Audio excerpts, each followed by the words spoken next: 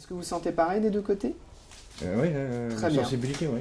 Là, ce qui gêne surtout, c'est ça. Comme ça, non. C'est Ok. uniquement quand je tends. Bon.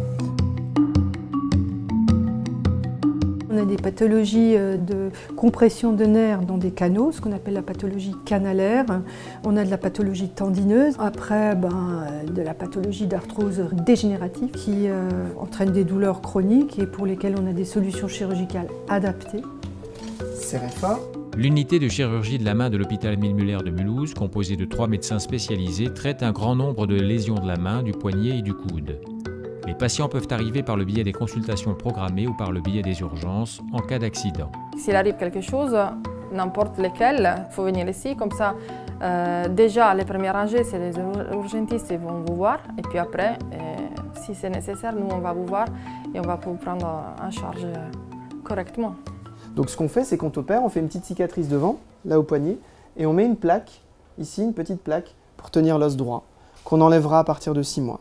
C'est pas une opération bien compliquée, on n'endort que le bras, puis ça devrait le faire. En moyenne, on estime qu'il y a à peu près un patient sur 3 ou sur 4 qui vient nous voir qui bénéficiera d'une chirurgie. Et dans ces chirurgies-là, on a la chirurgie qu'on dit réglée, c'est-à-dire le canal carpien par exemple, le doigt ressaut, la chirurgie semi-urgente, le patient qui a cassé un os il y a de ça quelques semaines et qui se rend compte finalement que ça ne va pas. Et la chirurgie urgente, c'est les amputations, c'est les plaies, c'est les fractures aiguës qui nécessitent la même prise en charge. L'opération est finie, le garrot est lâché, donc la patiente là, elle va retrouver son lit d'ambulatoire, puis elle va rentrer. Là, il est 10h moins le quart, à 10h30, elle est partie. La tendance va dans le fait qu'on soit le moins invasif possible, donc le mini-invasif est vraiment important, que ce soit le plus léger avec de l'ambulatoire qui marche le plus possible, et les patients ne veulent plus dormir à l'hôpital, ne veulent plus se souvenir qu'ils ont été opérés, ne veulent plus avoir mal de leur opération. Donc moins de cicatrices, moins de douleurs, moins de pansements post-opératoire et moins d'hospitalisation. C'est un peu le but général de la prise en charge.